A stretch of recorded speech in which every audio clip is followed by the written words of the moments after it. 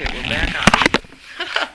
Okay, we're establishing that Ellis Duogherty, who is David's father, was born September 28th, 1913 in Aroostook County, Duogherty, of Aroostook County, and died February 25th, 1937. In Grayling. Can you tell us a little bit about his death? Ellis borrowed money from Grandpa Duogherty in Duogherty to start the Pioneer Log Cabin with Ben Garland. Oh. And he was working in the mill next to the big engines when part of his clothing got caught in the machinery, and it literally dismantled one leg, and without the miracle drugs that we have today, he was unable to be helped and therefore died. Right.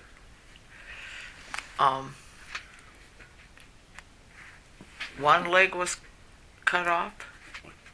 It was removed because of the big What giant had happened? flywheel that was caught it.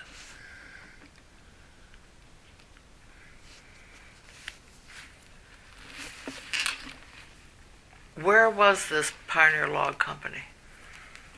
Where it is today, Oh, was it there? and it was owned by the Duogherty family. Okay, so it Just Green sold it as Ellis's administrator, sold it to Roy Duogherty, who was a butcher in Pontiac, Michigan, and moved to Roscommon and started a log cabin business and maintained Ben Garland as one of his chief consultants in that business. Oh, okay. So when they bought out Ben's part and Ellis's. They bought Ellis's and Ben out. Yeah. So that probably happened soon after he was killed then. Probably within a year or so Yeah. of that time, yes. Okay. But he had called it Pioneer Log Company. Your dad, Ellis, had called it. I believe that was that Roy kept the name Mm-hmm. as Pioneer Log Cabin. Sure. Okay. Okay.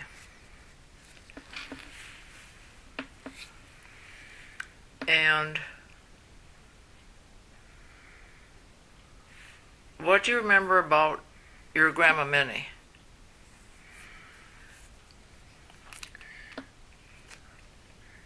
I remember my Grandma Minnie because she more or less, while my mother was working in the Green Tavern as a waitress and also as a cook, she more or less took care of me, and Jess and Minnie were very fond of me at that time, so there was probably Sure. nothing they didn't do for me. Well, you were the only child. I was the only child. Yeah. Yeah. Okay. So you have some pretty fond memories of Right. Grandma Minnie. Yeah. You She said was a character. You said she had a restaurant? She ran a restaurant in the back of Green Tavern. If you go into Green Tavern and you go by the bar to the restrooms, that used to be all restaurant. Oh. And that's where they cooked the food. And Minnie was a very good cook. Mm-hmm. And my wife, Kay, always came over for lunch with me, or occasionally came over for lunch with me. And she liked Minnie's soup. That was Mm-hmm. her thing. So how did your mother June happen to come to Roscommon? My mother, June, was located primarily in the Bath area. And her mother died, and the dad, Daniel B. Huffman, no relation to Arlen or the Huffman family here in Roscommon. But with a U, H-U, or H-O? What's that? Is Huffman H-U or H-O? Huffman is H-U. Okay. Okay. And she was born originally in, it's spelled Brandner, Ohio. Brandon, Ohio. And she came to Roscommon and met Ellis. And she went to school here. In fact, this information I got, I think she graduated from Roscommon High School. Oh, did she? Okay. And she came here because her dad came here as a station master for the railroad company. Oh, great. Danny B. Huffman was his name. Was her mother come here too? The whole family came? No. One time she showed me where she lived in Roscommon when her dad was a station master, and it turned out to be the same house that the Kings lived in later on. And the story goes on that the King family lived in there gratis of the railroad company. That was their place for agencies, agent members, and that they wanted to disband with all the real estate taxes and stuff that went with it. So they gave Mr. King the opportunity to buy it, and he did buy it. But that was my mother's first home in Roscommon. Really? And they just tore it down? Yeah, that was Hortense or something like that, King. Oh, I don't remember. I don't know. That's how she came to Roscommon. And then she met Ellis, and then I came about. And there you were.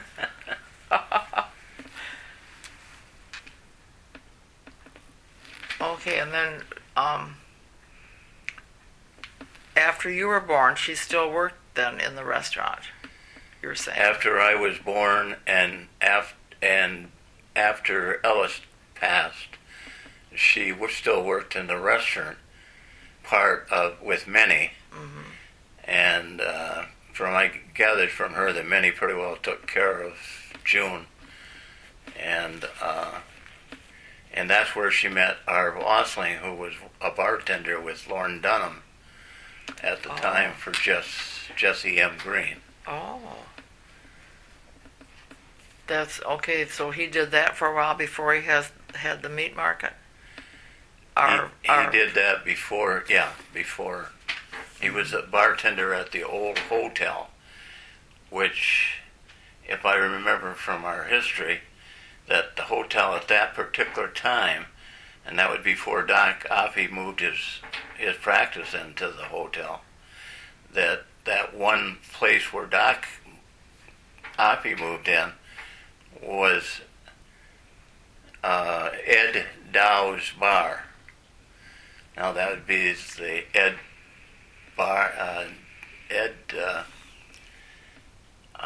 Dow Bar. The Dows are related to the Murphys here in Roscommon. That would have been Tanny and Helen Murphy.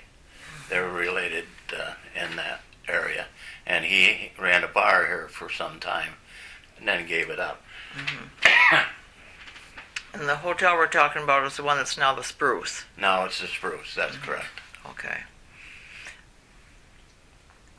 And, now I'm trying to think, where was I with that? I forgot. Who was over there? Who had the bar in the Spruce Hotel? back of the Spruce? Who were we just talking about? Who were we just talking about that had the bar in the Spruce? That would have been, his name was Ed Dow. Oh, okay. Okay, and how did that... I forgot how we got there. Who were we talking about before that? Arv? We were talking about Arv. Yeah. Arv was working for Ed, and that's where he got his experience. And then he moved in with Jess. Oh, and okay. remember, Jess's sister was Belle Carlson, who was Oscar Carlson's wife, and Owen's mother. Oh, okay. And so eventually he not only worked with him and Dunham, he also worked with Owen Carlson, which they called Rip, and he was married to Tilly. Okay. Got it. I got that. Okay. Complications. Yeah, so he worked in the bar quite a while before he started doing the meat. The time I can't really vouch for any accuracy on, but I would guess that he worked there 2 or 3 years. Maybe, I don't think Ed Dow Sr. had the bar that long, because he moved to Detroit. And the Ed and Jack Dow that we seen was his offsprings that came up here all the time. But Arv then went to work for Jess, and I think he worked for Jess for probably 2 or 3 years there, and then decided to go to work for Everett McCready. Oh.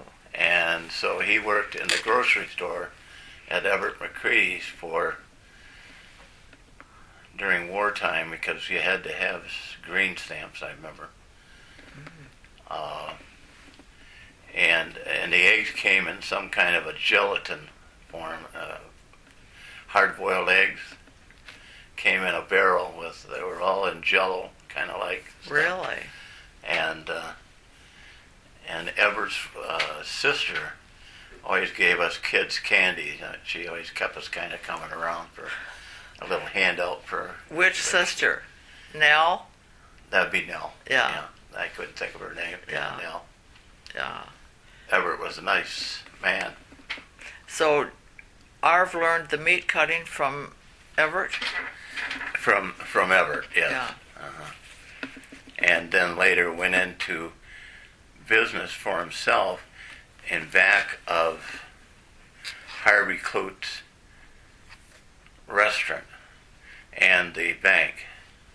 The bank at that time was the brick one on the corner. On the corner across of from the Spruce. Lake and Maine. And then he later moved across next to Jess Green's. Okay, on 5th Street. And started to market there. And eventually wound up on the corner where now stands Subway. Yeah. So they're all jumping around. Yeah, but he probably improved each time. Was he in competition with Everett then? As I recall, Must Everett have- wasn't around at that time, so I'm assuming He that must have somewhere in been the done. process he passed. Oh, okay. Everett had a son. He and Agnes McCready had a son by the name of Tony. And he was quite a character. He didn't go into the business, though, I don't think. Who? Tony. No, he was a gas station, pump Yeah. gas, and Yeah, ramrod around, yeah. and an old Model A. Oh, my goodness. Okay, so Arv, so then did your mother work with Arv then? My mother later, when they were where the Subway is now, she did a majority. She did all the baking, the baked goods. She sold bread and rolls and pizzas, beautiful, wonderful pizzas. That I've never tasted before. Since. Never. No, they were good. good cold or warm, no matter how you cooked them. No kidding. And she literally smothered them in cheese. So. Well, I remember because she belonged to Messiah Lutheran Church, and we were always very happy when she brought cinnamon rolls. They were wonderful. Yeah, she was great for cinnamon rolls. Those Yeah. were easy for her. Oh gosh, she was a sweetheart. Okay, let's go back to your growing up in Roscommon. What do you remember about school? School, I remember I was heartbroken when I lost a teacher that I dearly thought of by the name of Mrs. Storrs. She also gave me all A's. So, but she died of cancer, and I was pretty much into studies at that time. Was that high school by then? That would have been probably elementary school. Oh, that was still elementary. Yeah, and then later on I got involved in sports, and I found that that's where, if you want to be popular, you participated in sports, and so.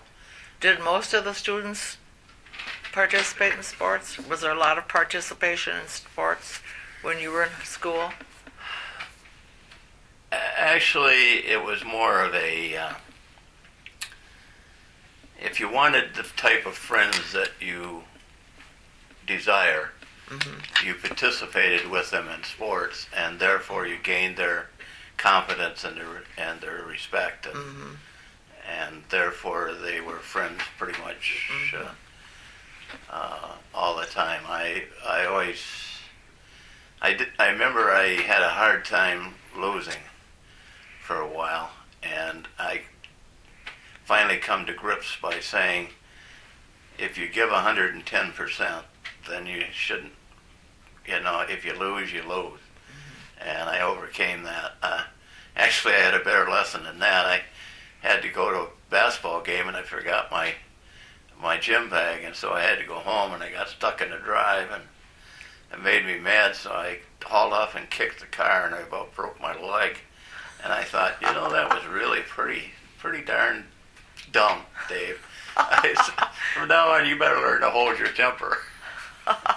So that's how I kind of came about my reluctance to lose. If I lost, I lost, but at least I gave it everything I had. And, how many different sports did you play? Well, at that time, that would have been basketball, or football, basketball, baseball, track, and softball. You did it all. Yeah, I kept pretty active. Yeah, I guess so. I had the honor of playing on the teams that won the championships for Class D and Class C all in one evening. Wow. How did you do that? That was my crowning glory for softball. Oh, I guess. Wonderful. I enjoyed sports and the benefits that came with it, I guess is the best way to put it. Sure. Do you remember other teachers from your school years? Well, yes, I remember Ralph Osling, who was my uncle, because June married Arb eventually, and Ralph and I had a good relationship. I remember Joe Bagan, who was the art teacher, and that. I remember Harry Tangi, who was kind of a wild teacher. He was an art teacher. I remember Don Stowe, who was kind of a teacher and a friend of ours, and a case of mine. And Earl Haight, who, if I had a nickel for every time he kicked me in the seat of my pants, I'd probably be wealthy. Was he your basketball coach? He was my football, basketball, and track coach. Wow. Baseball was Ralph. Oh, okay. Ralph Osling. Oh. And softball was Doc Kelsey. Oh. And I did accomplish playing on the All-Star team each year against the world champs at Dow. No kidding. And All-Star for football or basketball? this would be softball. Oh, for softball. Yeah. So world what was champ. your position? My position on one team was shortstop, and the other team, which one team was Bertle Chevrolet, and I was a shortstop, and the other one was Kelsey's team, and I was a center field, and it was my job to run down the ball out in center field. Yeah, that was after high school then. This would be during and after. I probably played softball for probably 7 or 8 years before I went to college. Great. Oh my gosh. Oh. Wow. Where did you go to college? I went to college in, I was a Bulldog, And that was Ferris. Ferris Institute at the time. Yep, me too. Now Ferris U. Right. But, What did you take there? what's that? What did you study at Ferris? I started off studying general business, and I had 24 credits. And trying to play football and keep my 24 credits was a little bit exasperating. Mm-hmm. So I switched my hours, and when I did, I also switched my profession to architectural drawing Oh. and became a designing architect. Was that a bachelor's degree then? Was that a what? Bachelor's degree in that? I think it was. Yeah. I got the diploma on my wall, but I don't look at it very often. So when you were there, was Mr. Woodbridge Ferris still teaching? Mr. Who? Mr. Ferris. Woodbridge Ferris. Don't remember that name. Well, the one the institute was, he was the one that started it. Spatoff was. Oh, Spathoff was there then? Yeah. Okay. Okay. Yeah, it was interesting. Yeah. So you were there 4 years. I was there. Actually, I was there up until the end of the third year, and then I got ulcers and almost died in the Grayling Hospital. Jeez. Dr. Henning and Dr. Blaha apparently saved my life from a bleeding ulcer. No kidding. So I had enough credits because I started out in business Mm-hmm. and then switched to architectural that I had enough credits to graduate. Oh, wonderful. So I did get my diploma there. Yeah. Did you work in architectural at all then? Actually, no. I had a lot of projects. I drew some schools and stuff like factories and Really? stuff like that. That was part of my curriculum that I had to accomplish to graduate. And Wow. so that was, So what year are we when you graduated? Let me see. let's see, 62 or so? what did I graduate? No. What year you graduated? High school? Yeah. 55. Okay. And then high school or college you were done at college then in 58. Probably You the end did of it 58, 3 years, yeah. almost 59, yeah. Great. Yeah. Yeah. Where did you live when you were growing up? I lived on the old Matheson farm that was now owned by the Lux. Oh, on Oakwood? Yes. Okay. That would be Tom Luck and Peggy. Peggy, yeah. Yeah. Well, that's neat. Was that an old farmhouse when you were? It was an old farmhouse, and I happened to be the oldest of the three kids, which was John Osling. After my mother married Arv, we had John Osling and Dan Osling, and they were too young to get to haul bricks and mix mud for the mortar and a few other unnamely chores that I had the responsibility of. Felt sorry for myself about having to do it. What were you building? We added a bedroom on the lower level and a porch that faced, would it be east? Faced the road then? Actually, it would be, if you were, yeah, it would be, yeah. Yeah. Well, that's neat. So, when you were in school, did you have a car to come back and forth to town for school? In my senior year, I had a 40 Ford, light blue, and then many took me to Detroit to buy that. And my Aunt Elsie lived in Detroit, so we stayed with them, Elsie Rayno and Harry Rayno. And then later on, I bought a hardtop Chevrolet 51, light blue and white. Wow. That was a pretty snazzy car, right? I bet. So, That'd be my senior year. in your senior year, yeah. Okay. Well, you were a busy guy. So when you came out of college, did you always live in Roscommon? Did you stay here? When I came out of college, the way I came out, I was in the Grayling Hospital. So, Yeah. Geez. I did stay here. When did Kay come into your life here? Well, Kay was always in my... I went with Kay from the time I was in the 8th grade until we got married, and we've been married 52 years now. So you were married in 61?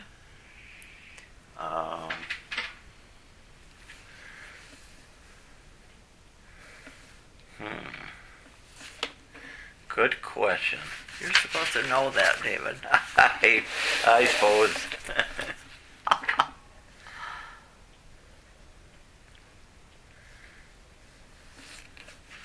Well, what, do you know the date of, when's your anniversary? March the 19th. Oh, so you're coming up on Yeah. Another 53, 53. Yeah. 53. Yeah, so you were married in 61. That's Yeah. right. Okay.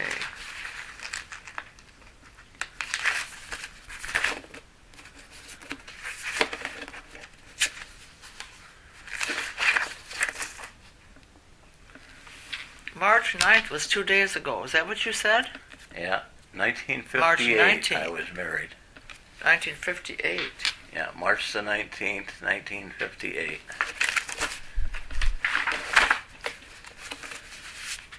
58. Why can't I add that up? You're coming up on 56 years. Okay. That's a bit... Well, There you go. at least she left. She didn't hear me make that mistake. Now it's public record. That's funny. Well, tell us about... How I met Kay? Well, you met her at school, obviously. Actually, I met her on the bank of the river down where Elwyn Hulse used to live, where the road comes Off and 7th makes the Street? bend to the right and goes back to the Red Bridge is right there. Yeah, so off 7th Street. Yeah. I was sitting there and she came along and sat down beside me and rubbed my back. Oh, how nice. That's sweet. So we was off and on. I mean, we get fighting once in a while, but yeah, we stuck pretty close even in college. And so Did she go to college also? no, she did not. She worked at the telephone company. Was she in the same class with you? Was she what? In the same class? She graduated the same year you did? She graduated in the same year that I did. We didn't have classes that intermingled with at all. Okay, so you're basically the same age, the two of you. Right. Yeah, okay. Yeah. All right. Well, tell us about your early work years then. I was getting ready to go back to work for the County Road Commission, where I worked every summer while I was going to college. Oh, what did you do? I just about anything that was that nobody else wanted to do. I hooked clay. I picked up stuff off the sides of the road. Just about everything. Filled potholes. What does hooked clay mean? The edges of the road would deteriorate, and to make it more sturdy, they would mix clay in with it, and then the graders would come through and grade it up with the dirt so that it would be more firm if a car dropped off the highway. Oh. So were you driving the graders? No, I was in the back dump truck with the gate down part way, standing on it and hooking with a hole all this clay out through that hole. Oh. And the tailgate. Oh my gosh, it sounds a little dangerous. We weren't going very fast, and of course, Good thing. those days I was pretty spry, so. Uh-huh. So you did that while you were going to college, you I said, did that on the in the summers. summer, Mhm. yeah. Yeah. And then just before I was going to go back to work, after got out of the hospital and that, I was walking down the road and Charlie DeWill hollered across from the bank, where the bank is now, and said, "Why don't you come to work for me?" So I came across the road and I said, "Charlie, I don't even deposit my own checks." He says, "That's wonderful." He said, "I'll teach you my way." And I says, "Well, I'm willing to try if you are." And he says, "Good, be there Monday morning." And that's where I got started on my 30 years of No being kidding. involved in that. So that was already in, see, you were married by then. I what? Were you married by then? Yes, I Yeah. was married by Yeah. then. Yeah. So, well, tell Or us.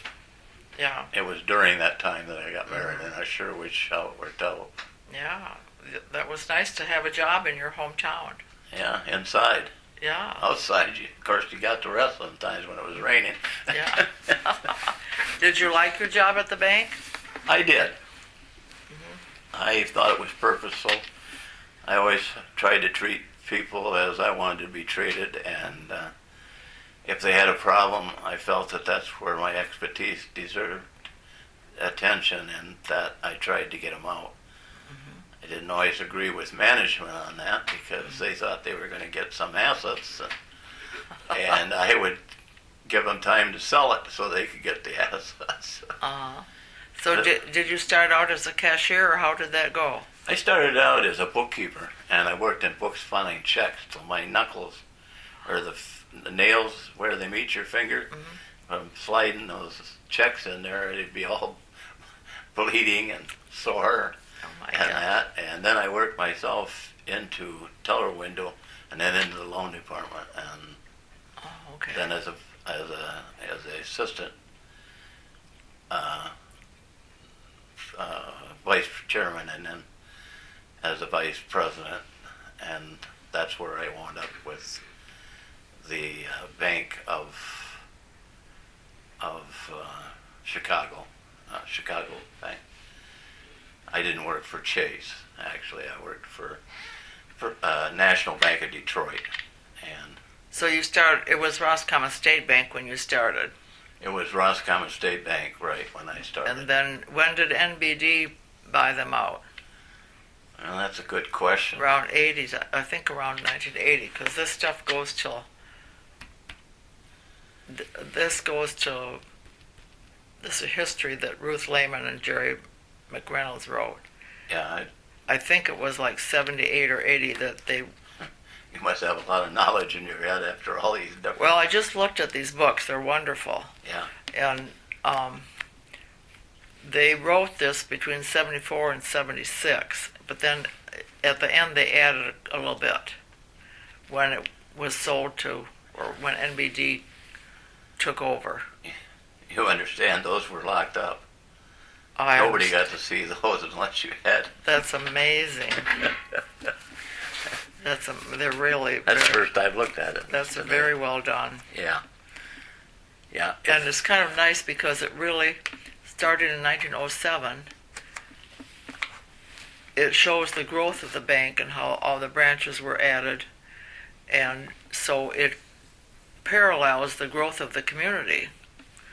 Really, and I'm sure because the bank could grow, the community grew, and That's vice versa. the way it should be. Yeah, right. They grew together. Yeah. Yeah, it's a wonderful Jerry does a good job documentation. when he takes on a project. He definitely does. So by the time you retired, you were vice president. I was a vice president. What does that mean? You're still doing the same work within the bank? You're still the loan officer? Well, I had advanced by that time to being the office manager, and the loan officer and the collection department and the mortgage person. I trained all the mortgage people. And So you were really a very high supervisor. being a vice president with National Bank of Detroit is a far cry from being a vice president of a state bank, say at Gladstone or Of the local, of our Roscommon State Bank. it's way beyond that period of time. It's Yeah. more involved or less involved? You have to be more knowledgeable to be a I vice see. president of the National Bank or the First of Chicago. So you really advanced yourself when you did that. Yes, mine was a steady education period.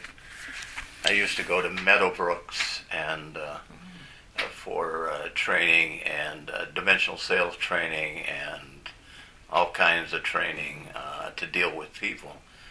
And as I left the bank after almost 30 years, I was the sole person to deal with the millionaires in this area, northern Michigan. Really? And I had several friends that I had developed Sure. by helping them when they needed me, and I was surprised even at Huffman's funeral when Paul Musselman said, "How you doing, Dave? I don't know what I would have done if it wasn't for you when he worked for the bank." So, it's got it. You reap your rewards. That's right. Over periods. But Sure. if you treat people fair, then I think you'll be fairly judged. And That was the beauty of the local bank. it was at one time, yes. I don't know that it exists today, but I hope so. But I don't have a lot of dealings today with them. So. Right. So, well, let's do a little bit on your family, your children. Can you give me a little rundown on your children Well, before we go to your retirement? my wife Kay and I are enjoying retirement. My daughter Terry is not working at Core now. She's getting continued education to be website designers, and she's doing that through Davenport Institute. Oh. And she goes to Grand Rapids and back on that. My daughter Carrie Ann Duogherty is a cosmetologist at Clip and Curl. Oh. Grayling? Jan Taylor used to own it. Now it's her daughter. Oh. And my daughter Tracy, she's a coordinator at Hewlett Packard in Texas for advertising and research department. She is the boss, and then she's there. She does.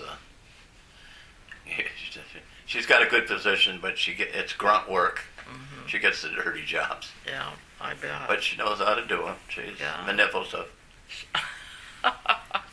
Do you have grandchildren? We have 2 grandchildren. One is Jordan, that Tracy's daughter, and she is into advertising also, mostly Photoshop and those types of advertising. Mm-hmm. And she goes to Trinity College in Texas, where she is now working for the university, and she's also, what is it when you're the head of your order, that the frats and fraternities. She's a fraternity president or chairman or something like that. Yeah, good for her. Just this year, so she likes to shake and bake. Sure. And then there's Allie, who's been very active in sports. She's in basketball, and she has aspirations of going to